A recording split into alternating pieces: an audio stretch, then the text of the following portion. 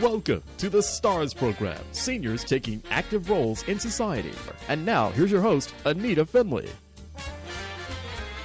Does everybody have good oral health? You probably don't even know if you do, if you don't. Some people know. So there are people who brush their teeth after every meal, and they're just so perfect about it. But most people don't. Most people, they're lucky if they do it in the morning or at night.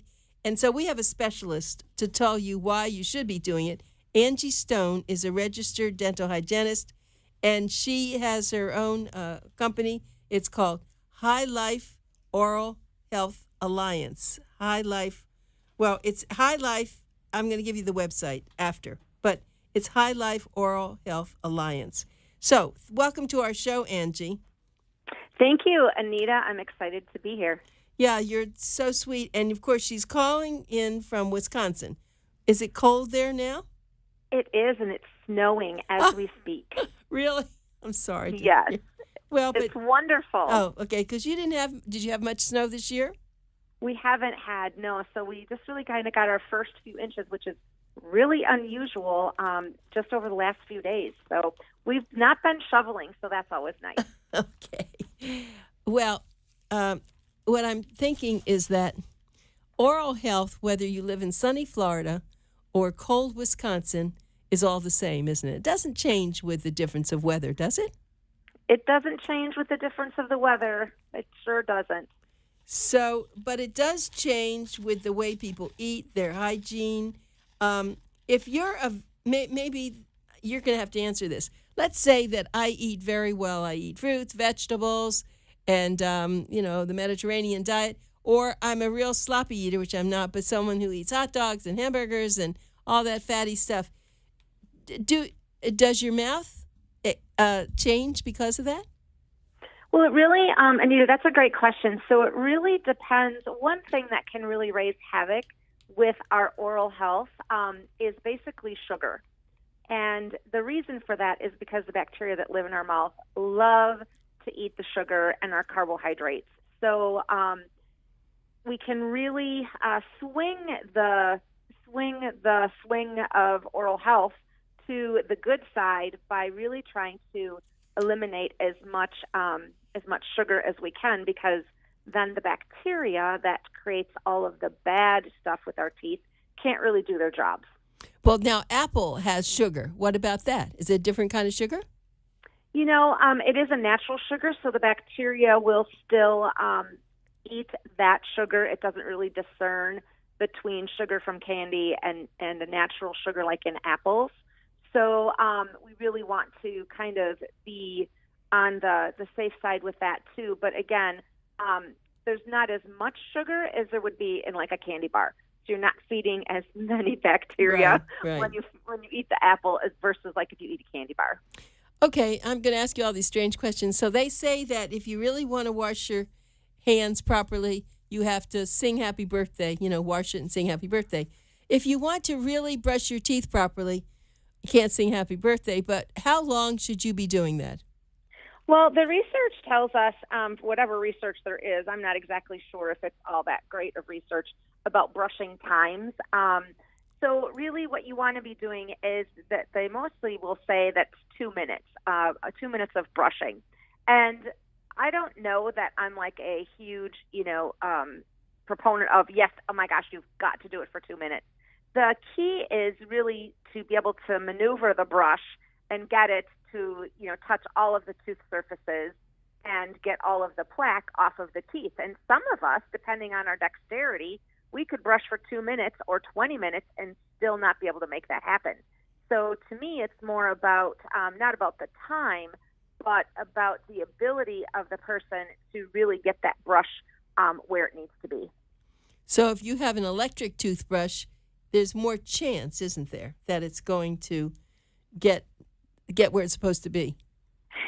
That's another thing. I think that powered toothbrushes can be wonderful.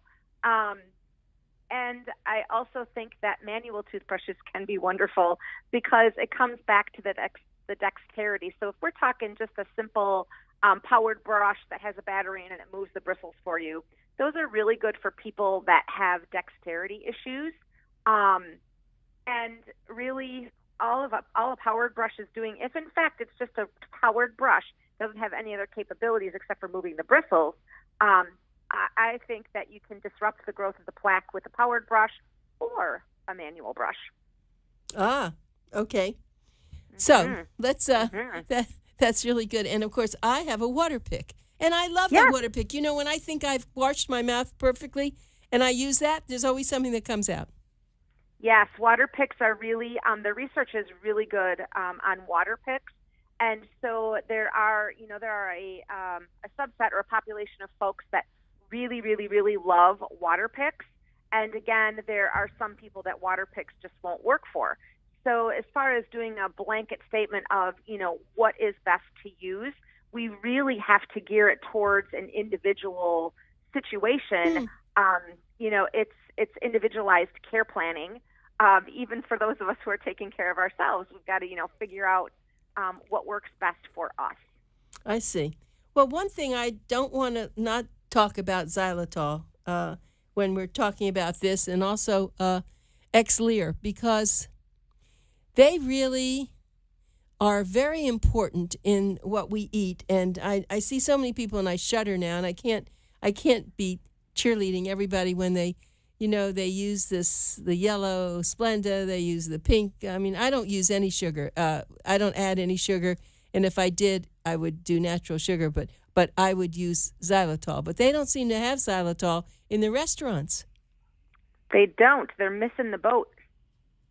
Right. The restaurants are missing the boat because xylitol, as you and I both know, is absolutely amazing when we talk about sugar substitutes. And xylitol is a 100% natural sugar.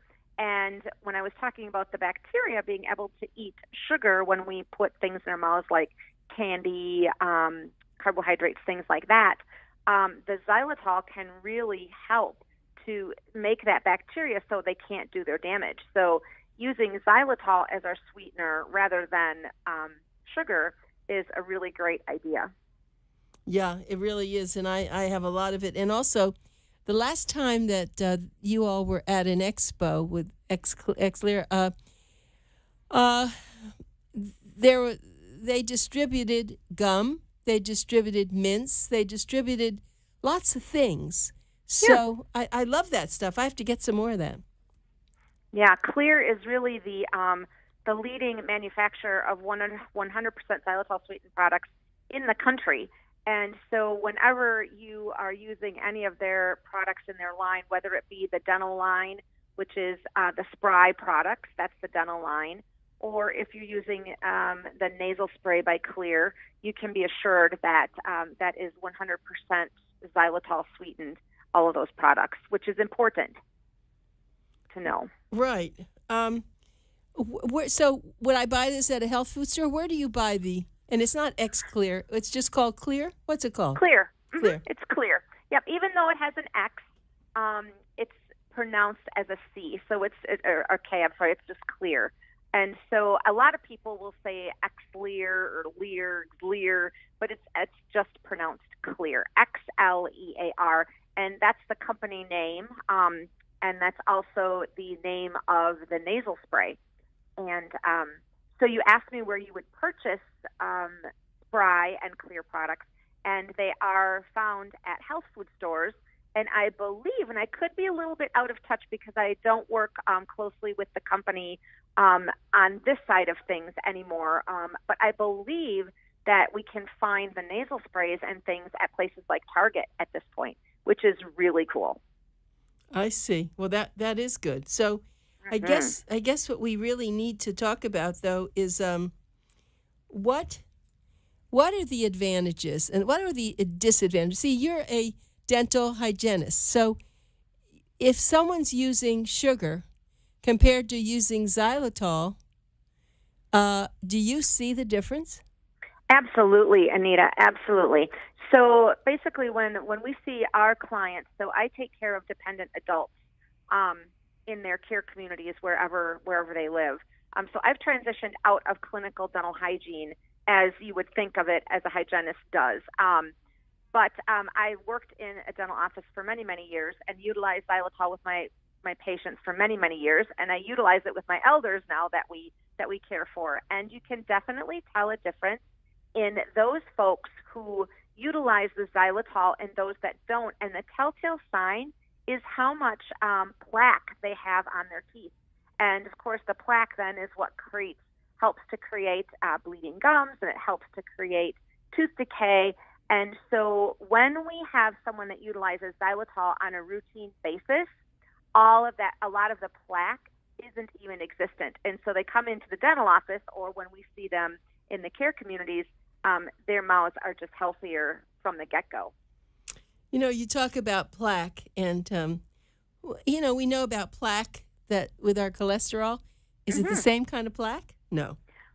Well, it's not exactly the same, but interestingly enough, in our heart valves, they have found bacteria from the mouth in the plaque that's in the heart, and also in the brain.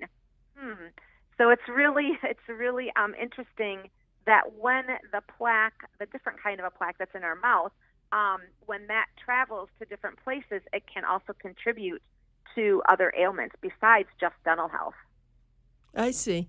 Well, that's really that's weird, isn't it? But can you actually, in your mouth, can you see plaque when you're? And I know. Okay, because when I go to the dentist and I have the dental hygienist, and she'll say, "Oh, you're doing a very good job," or "Oops, there are a couple of things here."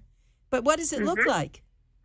So it just looks like a little bit of like off-white, furry stuff, if you will. So if there's anybody listening, whoever's listening, if they would take their tongue and kind of run it along the outside of their molars, like in the back of their mouth. And if you feel if it's not real smooth, it almost feels like, for lack of a better word, furry. That's the plaque. And so whenever you run your tongue along your teeth, if they're clean, they'll feel really slippery and really smooth. But that's a way to really be able to tell if you have plaque on your teeth, is by simply running your tongue along your teeth and trying to feel the fuzziness. I see. It should feel smooth otherwise? It should feel smooth and slick, yeah. Smooth so and after slick. You've done brushing your teeth, should just be like all smooth and slick. And when you look in the mirror, it should be all shiny. And typically what we'll do after we brush is, if we're going to leave any plaque, it will be along the gum line. So you really want to take a look along the gum line and make sure that you don't see anything that's dull and that you can actually wipe off the teeth. Well, this is probably a dumb question, but I usually use cold water when I'm doing my teeth. But is not hot, but is warm water better to wash your mouth that with? In dental hygiene school, I don't remember ever hearing anything one way or the other. And so in my dental hygiene mind, it does not make a matter as far as what's going to clean better. Some people have really sensitive teeth, and so cold water can be problematic for them.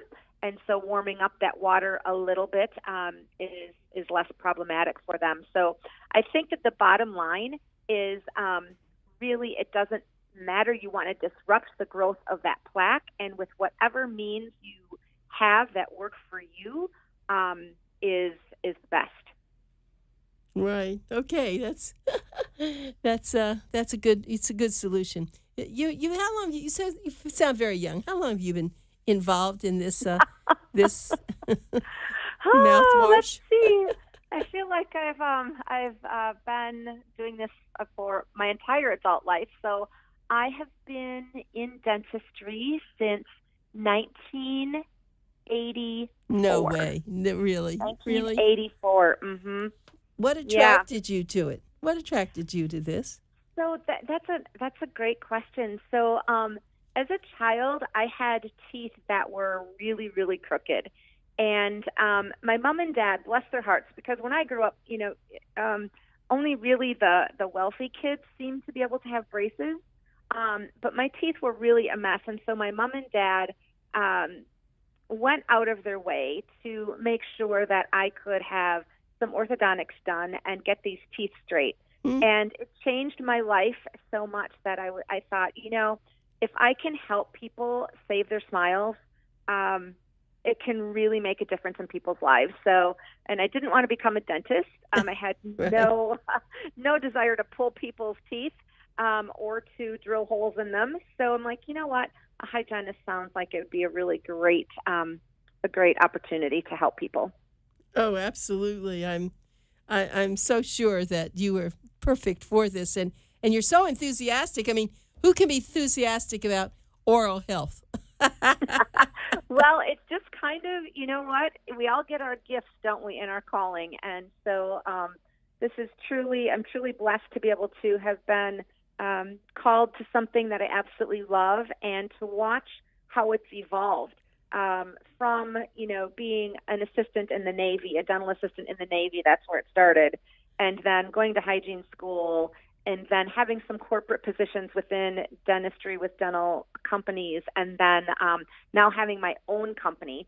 So it's really been, my career has really evolved. And I think that when people think about dental hygiene, oftentimes they think simply about sitting in an office and cleaning teeth, which is a great thing to do. And it's important to know that there are other things that we can do if that isn't serving us anymore. Right. Yeah, that's true. So what people don't realize, I think, is, and there's sometimes, that I am so tired and I want to just go to sleep, and I go to bed and I say, whoops, I don't think I brushed my teeth. And I get out of bed and I do that. And I know in the long run that that's what I should do, because if I'm not going to do that, I think my mouth's crying, oh, please don't. It's super important to brush. So a lot of people talk to me, and like, people recommend, yes, you have to brush after every meal. And I'm pretty much a realist. It's like, all right, I can tell people all day long to brush their teeth after each meal. And if they're not going to, they're not going to. So again, we've got to, think backwards, and we've got to figure out what works best for this particular person. And so I coach my clients that if they're only going to brush once a day, the most important time to brush is before bed. And here's the reason. This bacteria that creates all of the troubles in our mouth loves areas where it's dark, warm, and moist. That's where they can grow and do their work the best. So what better place than in a mouth through the night? And so people wonder why their breath smells in the morning. And it's because we've left all this bacteria in there if we didn't brush our teeth, and the bacteria has been doing all of their work in the night, and it makes our mouth smell. So it's best to get that bacteria count as low as you can before you turn out the light and close your mouth and let that bacteria work all night. Yeah, people don't really realize that that's what's happening, and it's so important. So how do you teach children, little kids, to brush their teeth? Well, that's a good question. That's really not my forte. I obviously can give you a few tips. And we have to understand that children don't have the dexterity until they're about 7. And this is an interesting, I was just reading something about, so when we're teaching children to write cursive, and once they write cursively, that's a good telltale sign that they're ready to brush their own teeth. There was some research done. Isn't that crazy? Yes. And now we're not teaching them cursive anymore. I know. I don't understand that, frankly. I don't either. But it is what it is, and we have to understand. It was a table clinic that I saw some students did that were tying in the not teaching cursive to the toothbrushing being less adequate. Isn't that interesting? Yes. And so we have to, as parents of small children, I would say up until the age of 8 or so, maybe even 10, again, it really depends on the child, that we need to be helping them. And so what I would do with my kids is, obviously they want to do it themselves, right? So I'm like, okay, do it yourself. Right. But then I would always say, I'm going to touch them up, right? We're just going to do it. We're just going to check them. I'm just going to touch them up. So let them do it. And then the parent really needs to be trying to make sure that they've gotten, again, all of the plaque off the teeth. Right. And that's hard for a kid. Well, I guess, I was just curious how you do that. Okay, well, let's get back, though, to just making sure that not only, that we have oral health, because I do think people aren't aware of the damage that, and you talk about your father, of course, having some dementia, and then talking about maybe some heart problems. But tell us how not having healthy teeth can affect the heart. Oh my gosh! So there's research that shows that the heart and oral health are connected, and it basically goes back to inflammation. So when we've got this bacteria that's not controlled in the mouth, it all goes back to controlling these little bugs. And it's really not that hard, but I think that we don't think about it, that it's a big enough deal. But it really is a big deal. So when the mouth is inflamed and the gum tissues are inflamed, and if they're bleedy, all of the inflammation, it doesn't just stay in the mouth. It travels to different parts of the body. And so now they're linking poor oral health with heart attack and stroke risk. They're also, if someone has COPD, which is disease of the lungs where we can't breathe very well, they're linking periodontal disease with that. They also are linking it with Alzheimer's, also linking it with some forms of cancer. All kinds of things are being looked at that they think can oftentimes start with an unhealthy mouth. Oh, that's interesting. Yeah, and the other thing I didn't mention is diabetes. Diabetes and oral health are tightly woven together. So as a medical professional, if someone has diabetes and we can't control the diabetes, it's often because the mouth is unhealthy. And vice versa, as a dental hygienist, if I can't control someone's oral health, it's oftentimes they have diabetes that's uncontrolled. Okay. It's a big deal. Yeah, I see that. So this is all very, very important. Well, I love your explanations, and I certainly hope that people will benefit from this conversation. It's really quite beautiful to see someone with a clean mouth and they smile and everything works well, as compared to some people who don't, they really need a lot of dentistry, and they don't do it. But the thing that I have and I'm sure you can answer it, when I have lunch and then I go, I'm out having lunch, then I go somewhere, I notice there are things in my teeth, and I don't usually carry floss with me, but there are these little sticks that you can get, aren't there, that you can clean?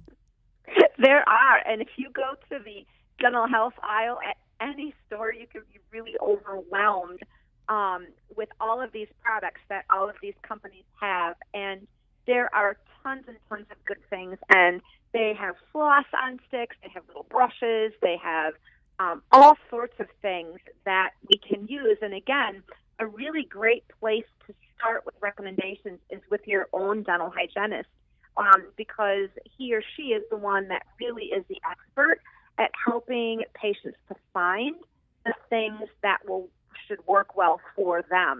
And then if that doesn't work, on another call to the hygienist or a visit to the hygienist can really say, hey, this didn't work. What else do you think might help me? But those little sticks, there's so many things. And nobody wants to run around with junk in their teeth. And so if anybody ever sees someone with stuff in their teeth, your friend, after you eat or whatever, tell them. Yeah, I know. It's like, oh, you better check your teeth, right? You don't want lettuce. Right. But I also gum. I know that XLEAR makes gum. Yeah. And is gum good? I mean, not all gum's good for you because it has sugar in it, but the gum that's made with XLEAR, is that good? I mean, with xylitol, is that good? Yeah. And so let's say that we can't brush after we eat, okay? A really great alternative is to pop in a couple pieces of SPRY Gum that, again, are 100% xylitol sweetened. And so essentially what we're doing is the bacteria that are eating whatever we just ate will eat the xylitol that we've just put in our mouth, and it will help that bacteria not be able to do its job. And so putting a couple pieces of SPRY Gum in your mouth or putting a couple of SPRY mints and sucking on them after you eat is a really great way to help ensure your dental health. And that's SPRY, SPRY, isn't that right? Correct. Yes, ma'am. And yes. you're going to get those. I don't think you can get at the supermarket. I think you really have to go to a health food store, don't you? Yes, or you can get it online. You can go to XLEAR's website, or I'm sure that you can get it in other markets online as well. Mm-hmm. But it's mostly found in health food stores. Yes. Okay, and a lot of people have always been taught, don't chew gum because it's not good for you, but this is different when you have SPRY, isn't it? It is very, very different. And so when you eat a piece of sugar gum, again, let's say we just ate, the bacteria are really active, they're eating what we just ate, now we throw in some regular sugar, now the bacteria are really having a heyday because there's more food for them. And so they can get more active and create more plaque and more acid. But chewing SPRY gum after each meal for just 5 minutes, that's all you need it for, is 5 minutes. It really helps to shut that bacteria, that activity of the bacteria down. And so chewing gum is absolutely amazing for dental health if it's SPRY. Well, my guest has been Angie Stone, and she's a jewel. You can hear that. If you want to go to her website, there's lots of stuff that you learn, and it's called HyLife, HyLifeOHA.com. HyLife, HyLifeOHA.com. Angie, thank you so much. I'm going to have to ask you then to write, have a column or something from you, because I don't have anything on this, and I think I would like that. So we'll talk later, okay? That would be wonderful, Anita. Thank you so much. Thank you, for having too. me on, and Happy New Year. Yeah, same to you, Angie. Bye. Thank you. Bye-bye.